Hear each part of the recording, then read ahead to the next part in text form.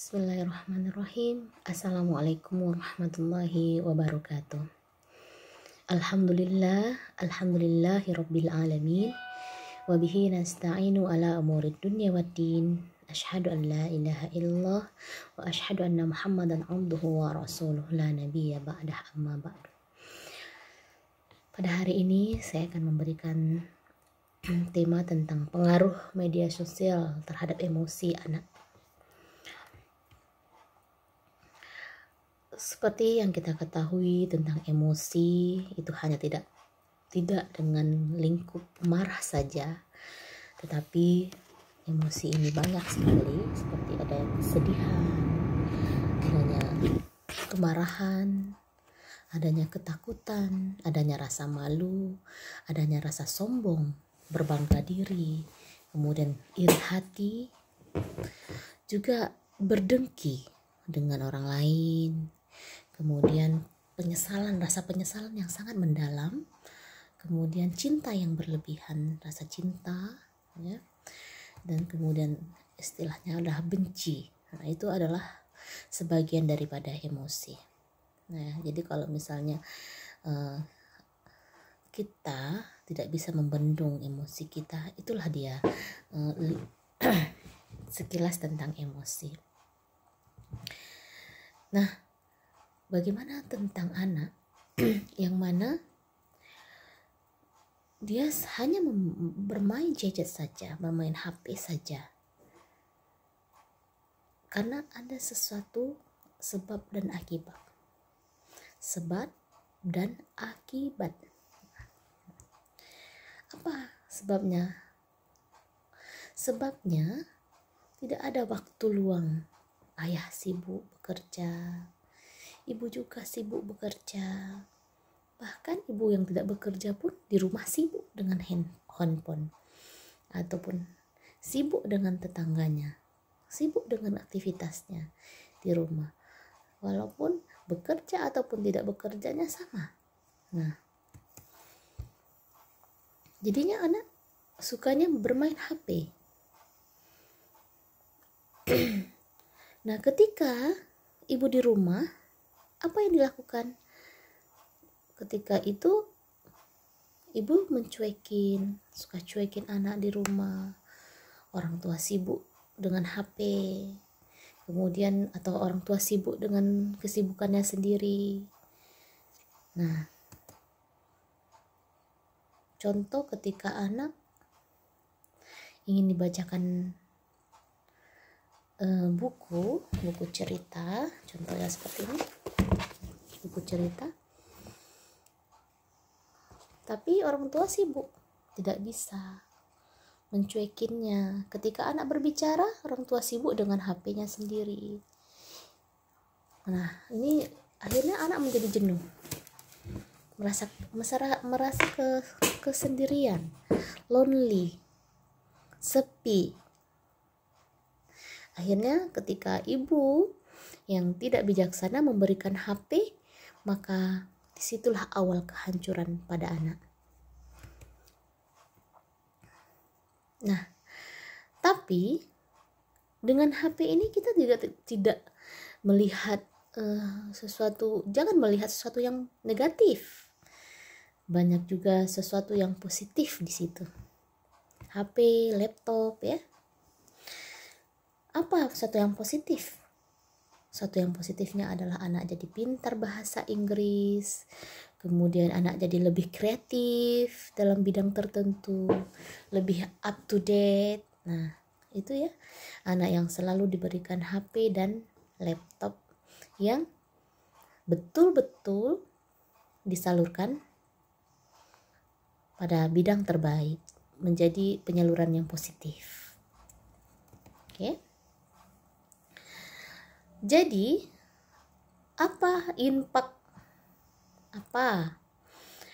pengaruhnya bagi anak yang ini pengaruh negatif baginya, yang anak yang tadi sibuk dengan HP, sibuk dengan handphone, sibuk dengan gadget. Nah, itu nama-namanya ya, ataupun laptop, iPad, dan lain sebagainya. Ketika orang tua sibuk, ya dia memberikan itu gitu. Itu bukan solusi, ya. Jadi apa impaknya? Impak negatifnya adalah menjadikan anak kurang fokus dalam belajar. Jadi tidak fokus dia dalam belajar. Kemudian anaknya jadinya tulisannya jadi jelek karena dia selalu mengetik, kan, jarang untuk menulis. Kemudian anak jadi malas ngomong. Kalau bisa cepat-cepat aja lah selesai. Seperti di WhatsApp kan. Nah, seperti itu langsung record, kemudian setelah record keluar kata-kata kita langsung send. Nah, seperti itu. Nah, responnya selalu lambat ketika orang tua berbicara kepadanya, responnya lambat. Banyak sekali hal yang negatif yang dialami bagi anak-anak yang kecanduan daripada alat-alat elektronik yang dilakukan secara negatif. Nah, karena kenapa seperti itu? Kenapa terjadi seperti itu? Karena anak usia dini ini, anak usia balita ini, anak yang usia pada masa golden age, mereka karakternya suka meniru, ya, karakter mereka itu suka meniru. Nah, jadi ketika dikasih HP, nah kemudian dia bermain lagi dengan temannya, ya sudah mereka meniru. Menirunya itu kalau misalnya positif bagus, tidak masalah. Tapi kalau seandainya yang ditirunya ini suatu yang negatif, misal contoh, kemarin saya pernah melihat satu case, ya, 2 orang anak yang sekitar umurnya itu 6 tahun, ya, 6 tahun, kemudian 5 atau 6 tahun begitu, kemudian mereka jalan dengan memegang sebuah HP, mereka berfoto. Nah, berfoto dengan cara satu anak membuka bajunya, dia perempuan. Nah, satu lagi membuat foto gitu, ya. Nah, di situ kita lihat kenapa membuka bajunya. Mungkin dia pernah melihat itu di media-media sosial tentang seseorang yang berfoto, nampak pusatnya, atau seperti itu. Nah, anak yang tidak tahu menjadi tahu. Nah, ini pengaruh negatif yang diberikan oleh temannya. Nah, jadi karakter anak usia dini ini dia ingin mencoba, apakah aku bisa seperti itu? Ternyata aku bisa seperti itu. Nah, kalau dia negatif, ya negatif, dia akan mencoba sesuatu yang negatif. Kalau yang sesuatu yang positif, dia akan mencoba sesuatu yang positif. Kemudian spontan, ya. Nah, itu karakternya mereka, spontan dilakukannya. Kemudian jujur, dia jujur ketika ditanya, "Hey, kenapa seperti itu?" Dia jujur, dia mau ikut bintang artis apa gitu, ya. Dan dia tetap akan riang gembira karena dia nggak tahu yang makna yang dibuatnya itu, nggak tahu dia, karena tidak ada yang membimbingnya. Nah, jadi dia karena ingin mencoba, ingin meniru, ya, dia lakukan secara spontan. Dia suka bermain, nah dia ingin tahu, suka bertanya, banyak bergerak. Nah, itulah seorang anak itu, mereka tuh unik.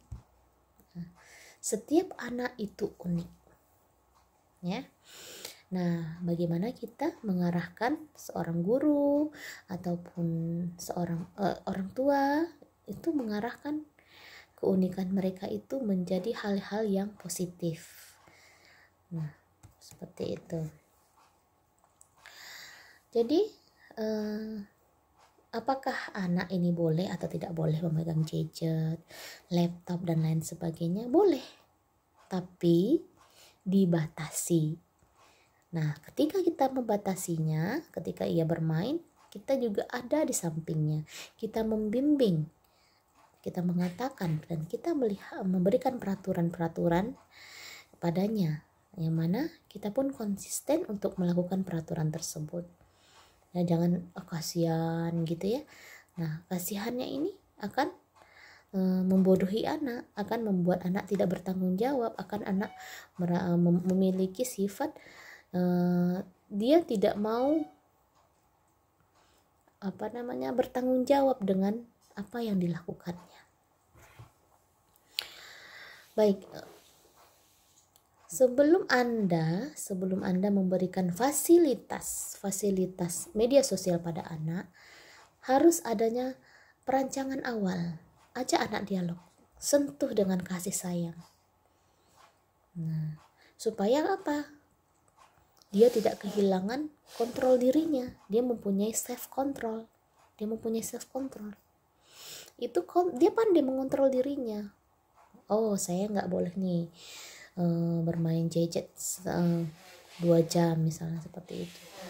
Apa pengaruhnya? Misalnya akan pengaruh kepada mata, pengaruh kepada otak, time kita ataupun waktu kita akan habis percuma, ya, seperti itu. Dan banyak pekerjaan-pekerjaan lain yang tertinggal itu perlu kita diskusikan, kita bicarakan kepada anak. Kemudian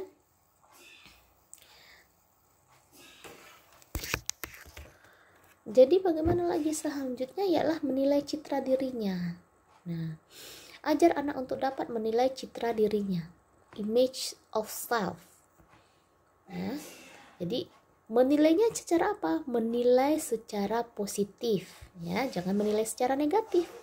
Kalau negatif, oh iyalah, aku nggak boleh main HP, orang tuaku nggak sayang aku. Nah, misalnya ya, dia menilai dirinya negatif. Nah, kalau misalnya ajar anak menilai dirinya untuk positif, oh, aku nggak boleh lama-lama nih main HP. Karena apa? Dengan itu aku akan menjadi bodoh. Karena apa bodoh?